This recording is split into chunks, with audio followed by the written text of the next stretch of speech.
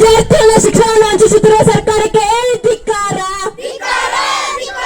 ಒಂದೇ ಒಂದು ಸರ್ಕಾರಿ ಶಾಲೆ ಮುಚ್ಚ ನಾವು ಬಿಡುವುದೇ ಇಲ್ಲ, ಬಿಡುವುದೇ ಇಲ್ಲ.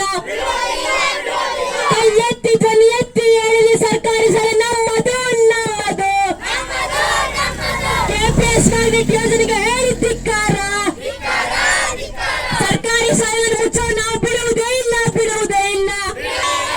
ರಾಜ್ಯದಲ್ಲಿ ಒಂದೇ ಒಂದು ಸರ್ಕಾರಿ ಶಾಲೆಗಳನ್ನು ಮುಚ್ಚ ನಾವು ಬಿಡುವುದೇ ಇಲ್ಲ, ಬಿಡುವುದೇ ಇಲ್ಲ. ನಮ್ಮೂರ ಶಾಲೆಯನ್ನು ನಾನು ಬಿಡುವುದೇ ಇಲ್ಲ, ಬಿಡುವುದೇ ಇಲ್ಲ.